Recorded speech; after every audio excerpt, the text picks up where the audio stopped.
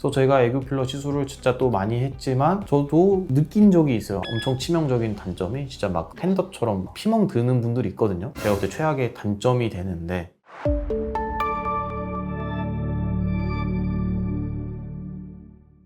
안녕하세요. 델포인트의 대표원장 박정열입니다. 이번 영상에서는 제가 애교 필러를 좀 다뤄볼까 합니다. 저희 병원을 찾아주시는 고객층들 중에서 강남권은 20, 30대 분들이 좀 많은 느낌이 있다. 이제 그런 분들이 이제 많이 관심들을 가지고 좋아하시는 시술들이 보면 필러로 치면 이마 필러, 애교 필러, 입술 필러 이런 것들을 많이 받으셔요. 받고 이제 투자 대비 효과도 좋고 이제 용량도 많이 안 쓰이고 애교랑 입술은 이제 그런 것에서 이제 많이 선택을 받는 것 같다. 애교 필러에 대해서 또 쭉 설명드리겠습니다. 또 이제 제가 하는 먼저 컨텐츠들의 순서가 그렇듯이 뭐 애교살이 뭡니까? 이제 뭔지부터 말씀드릴게요. 제 얼굴로 보여드리면 이렇게 웃을 때 보이는 이 부분 애교살이라고 보통 불리는데 살은 아니고 엄밀히 이제 의학적으로 들어가 보면은 주로 근육이기 때문에 이렇게 웃거나 이렇게 표정을 지을 때 이게 딱 두드러지는 특징이 있다. 그래서 이게 눈 둘레근에 어떤 힘이 들어갈 때에 이렇게 튀어나오는 것이다. 제가 이제 눈웃음이 별로 없는 편이지만 그래서 제가 마스크 잘 안 쓰거든요. 상담할 때는. 왜냐면 제가 이러고 있으면 제가 무슨 표정인지 몰라요. 제가 눈웃음이 별로 없어서. 그래서 이렇게 지금 제가 웃는 걸까요? 아닐까요?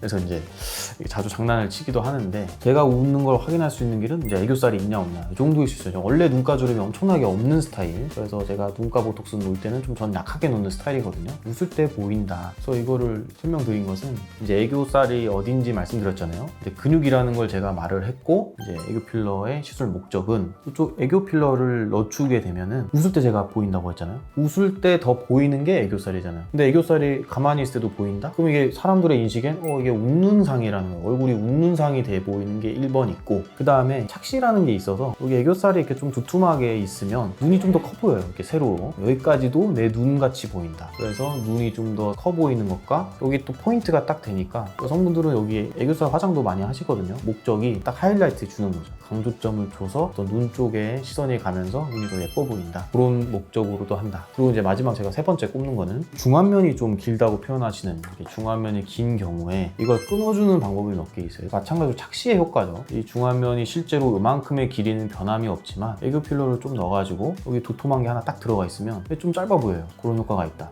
정리하면 1번 이제 웃는 상이 된다. 기본적으로 내가 웃지 않아도 이렇게 애교살이 있으면. 두 번째, 눈이 좀 더 커 보인다. 그리고 딱 선명하게 강조된 효과가 있다. 세 번째, 중안면을 좀 끊어져 보이는 효과가 있다. 그래서 이런 세 개의 큰 틀을 제가 보통 설명드리는 편이고 그래서 이런 걸 목적으로 할 때 바다봄직 하시다. 사진 보시면 좀 이해가 빠르시겠죠? 그래서 제가 이제 중안면 긴 연예인을 말할 때 제가 그 펜트하우스 재밌게 봤거든요. 그때 이제 이지아 배우님 얼굴을 보면 뭐 제가 뭐 시술을 했다는 거 아니면 전 모르고요. 그냥 사진만 기준으로 같이 볼게요. 그래서 애교살이 없는 사진보다 애교살이 있는 사진을 볼 때 이거 중안면이 좀 더 짧아 보이고 얼굴 밸런스가 더 맞아 보이고 이런 효과들이 있다는 것을 이제 보실 수 있을 거예요. 그 다음에 또 이 사진들 같이 보시면 유명 연예인들 얼굴이에요. 커뮤니티에서 이렇게 돌던 사진이에요. 뭐 애교살의 중요성 뭐 이런 식으로 이제 한쪽은 애교살이 없는 얼굴, 한쪽은 애교살이 있는 얼굴 했을 때 이제 쭉 보시면 이제 느껴지죠. 이게 한쪽이 좀 더 밋밋해 보이고 한쪽이 좀 더 눈도 선명해 보이고 귀여워도 보이고 중안면도 짧아 보인다. 이런 효과가 애교살의 유무 차이로 있을 수 있다는 것을 참고상 보시기 좋은 사진이어서 제가 이제 가져온 거예요. 이번 영상도 제가 또 캐뉼라 얘기하는데요. 저는 캐뉼라로 시술하는 걸 좋아하기 때문에 그래요. 항상 필러는 이 캐뉼라 시술을 하고 애교 필러 할 때도 이제 시술 방법을 설명드리려면 저는 어쨌든 이거보다 얇은 거 쓰는데 그냥 제 예시로 가져온 거예요. 그래서 저 끝에 구멍을 조그만 것만 내서 이렇게 애교살 넣고 싶은 데 들어갔다가 이렇게 쭉 빠지면서 이제 짜게 되는데 장점이 이제 어떤 분은 바늘로 시술해요. 바늘로 이렇게 여러 방을 찌르면 엄청 치명적인 단점이 진짜 막 팬더처럼 피멍 드는 분들이 있거든요. 근데 요즘에는 이제 그 방식 잘 안 쓰긴 하죠. 이런 캐뉼라라는 관을 이용하면 이제 멍도 적고 붓기도 적고 통증도 적고 시술 시간도 굉장히 의외로 빠르고 본 모양을 잘 만들 수 있다. 뭔가 망설여지는 분들이 있다면 그래도 요거는 그나마 안전하다. 보여드릴 경우도 이제 찔리고 막 피나고 하지 않습니다. 그리고 모양을 만드는 거는 바나나 모양 이제 사진 또 같이 보시면 이쁜 애교가 보면은 요 앞코 쪽은 조금 좁고 중간으로 오다가 두툼하다가 다시 끝은 이렇게 얇아져요. 요런 정말 딱 바나나 같은 모양이 되게 돼 있고 그런 모양을 생각을 하면서 디자인을 하면서 이렇게 주입을 하게 됩니다. 그래서 이 자연스럽게 이 매끄럽게 이어지는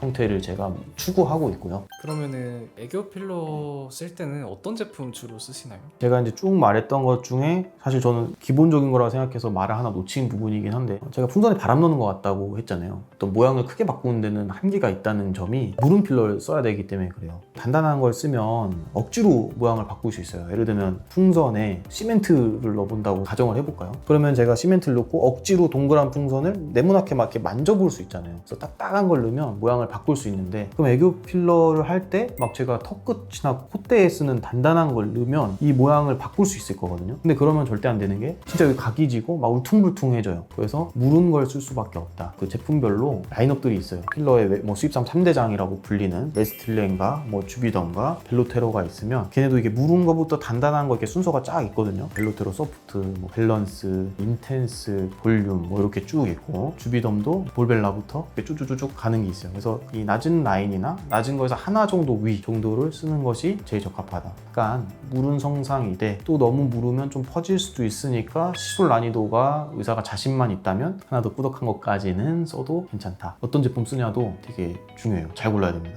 그 다음에 이제 시술 방법 중에 중요한 것은 양은 어떻게 할 것이냐, 어느 정도가 자연스럽냐, 이게 이제 관건인데, 또 배우분의 얼굴 또 보여드릴게요. 몇 년 전에 또 드라마 엉클이라는 거 재밌게 봤는데, 거기에 배우 황무수레님이 나옵니다. 황무수레님의 데뷔초 사진 한번 보시고 드라마에 나왔던 정도의 얼굴을 이렇게 두 개를 비교해서 보면 시술했는지 안 하셨는지 알 수는 없어요. 근데 이때 애교살은 좀 제 기준으로는 과하다. 예쁘시지만, 그래서 좀 나중에 얼굴이 자연스럽고, 오히려 지금 시간이 몇 년이나 흘렀는데도 제 눈엔 훨씬 예뻐 보인다. 제 어떤 기준이긴 해요. 반대로 이쪽이 이쁘실 수도 있겠지만, 어쨌든 제가 가지고 있는 어떤 미의 기준치에서는 대체로 이런 범위를 말씀드린다. 세로 비율 제가 말하는 거 잘 보시면, 이제 옛날 얼굴은 애교살의 비율이 커요. 치자면 뭐 3대2 정도 될 것 같고, 그래서 최근에 좀 더 자연스러운 쪽을 비율을 보면 한 3대1 정도 될 것 같고, 그래서 제가 생각할 때는 한 3대1, 4대1 범위로 애교살이 너무 두툼하지 않은 정도를 저는 자연스러운 1차 목표로 보고 있고, 또 한 3대2를 넘어가기 시작하면 약간 과하다. 그래서 부작용으로는 일시적인 게 또 있을 수 있어요. 언제나 이 캐뉼라라는 거를 사용해서 조심히 하지만 일시적인 자극으로 붓기 있을 수 있어요. 제가 조심해서 혈관 최대한 안 건드리지만 지뢰 밟듯이 딱 어느 하나 걸렸다. 그러면 조금 멍이 들 수는 있다. 통증도 그 순간에는 일시적으로 조금 있을 수는 있어요. 아무래도 이게 왔다 갔다 한번 지나가는 거. 저도 이제 너무 궁금해서 짜보진 않았지만 이거 구멍 내고 한번 들어갔다 나왔거든요. 아프긴 했어요. 저는 이제 생짜로 했다는 거고요. 참고로 마취 크림을 그래서 충분히 바르시고 시술 받도록 제가 안내드리고 있는 편입니다. 그리고 이제 주요 부작용 중에 피부가 이쪽도 얇아요. 제가 눈밑 영상 이미 한번 달았는데, 눈밑 필러에서도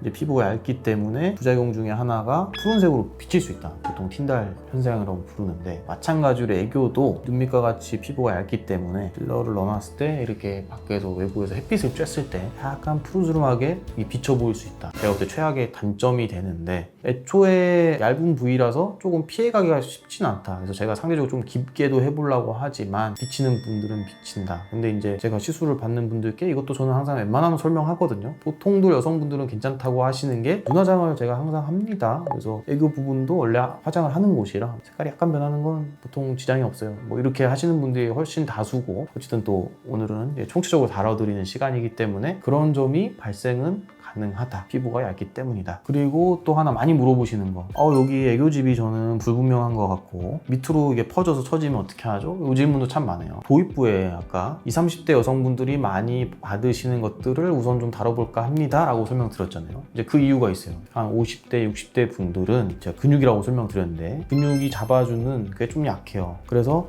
딱 잡아주질 못하고 이 경계를 벗어나서 애교집 부분을 넘어가서 좀 밑으로 퍼질 수가 있다. 그래서 저희가 애교 필러 시술을 진짜 또 많이 했지만 저도 느낀 적이 있어요. 이분은 좀 밑으로 퍼졌구나, 녹이는 게 낫겠다라고 설명을 드렸던 분이 기억이 남거든요. 그분도 연령대가 50대셨다. 그래서 연령대상 조금 퍼질 수도 있을 것 같습니다. 그런 나이대에 그런 확률도 있고, 좀 속상하지만 젊은 층보다는 그런 리스크가 높아요 라고 이제 안내는 드렸고, 100%는 아니잖아요 라고 또 말을 하셨어요. 그래서 저도 100%는 아니죠. 근데 확률이 높다는 걸 말씀드린 거다. 시술을 그럼 해봅시다 해서 했는데, 그분이 조금 밑으로 좀 두껍게 퍼진 게 있었고, 취향의 차이지만 예쁘자고 하는 건데 조금 덜 예쁘다고 제가 봤어요. 저의 관점은 그랬고, 이제 고객님도 약간은 불편하셨나 봐요. 그래서 이 경우에는 히알루론산 필러의 최장점인 녹이는 선택을 할 수 있다. 젊고 동안의 이미지를 원하셔서 시술을 한 거지만 예상하기 어려웠던 퍼지는 현상이 낮은 확률로라도 발생했으니까 이거는 녹일게요. 그래서 이제 녹여고 끝났던 분이 기억이 남아요. 남아요. 그때 이제 한계점이 있기도 하다. 뭐 부작용이기도 한 거죠. 네, 그래서 애교 컨텐츠 의외로 길어지고 있는데 다룰 내용이 많습니다. 애교 필러의 또 한계점을 제가 하나 설명드릴게요. 개인의 그런 타고난 이 애교집 모양이 있어요. 바나나 모양으로 만든다고는 했지만 실제 시술을 해보면 공간들이 조금씩 모양이 다르구나 이런 걸 항상 느껴요. 그래서 그냥 제가 비유를 드리자면 애교는 자기 풍선 모양이 있다는 거예요. 동그란 풍선이 있고 우리가 네모난 풍선이 있고 하트 풍선이 있고 이럴 거잖아요. 그래서 여기에 동그란 풍선에 바람을 넣었는데 하트가 될 수 없고 동그란 풍선에 바람을 넣었는데 네모가 될 수 없는 것처럼 자기 애교집에 어떤 풍선 같은 모양이 있으면 그걸 막 크게 벗어날 수가 없다. 제 생각에 어떤 애교 필러 시술의 한계예요. 그 모양 안에서 최대한 모양을 맞춰보는 것이다. 이게 제가 생각하는 어떤 일종의 한계점의 하나가 있어요. 근데 무른 걸 쓰면 그 유지 기간이 더 짧아지거나 그렇진 않나요? 그것도 중요한 얘기예요. 항상 경향적으로 제가 모든 이제 필러 다룬 영상에서 자꾸 반복될 수 있는데 무른 필러를 쓰면 조금 더 유지 기간이 짧아지는 건 맞아요. 그래서 아까 제가 갑자기 말했던 게 시술 자신이 있으면 제일 무른 것보다 하나 위 정도 올려도 될 수도 있다라는 말이 유지 기간을 그 와중에 조금 더 올려보고자 이제 제가 그런 선택을 할 때가 있는 거예요. 벨로테로 소프트라는 거는 너무 물러서 겔르면은 좀 퍼지려고 하거나 빨리 빠져버려요. 그러니까 벨로테로 밸런스 정도로 올리면 좀 더 그 적당히 모양도 잡히면서 적당히 부드러우면서 유지 기간도 조금 더 길어질 수 있다. 뭐 이런 제가 설명을 드릴 수 있겠습니다. 종합해서 이제 결론은 각기 이 타고난 모양이 조금씩 다른 게 맞아요. 그래서 그 안에서 탄력이 좀 더 좋냐 없냐, 뭐 애교집 모양이 좀 원래 어떻게 생겼느냐, 공간이 좀 넓냐 좁냐 이런 거에 따라서도 좀 변화가 있으니까 내 얼굴에 이게 어울릴까 어울리지 않을까, 못 넣는다면 얼마나 넣을까, 뭐 이런 거를 이제 같이 상담을 통해서 결정을 해보시는 게 중요할 것 같습니다. 감사합니다.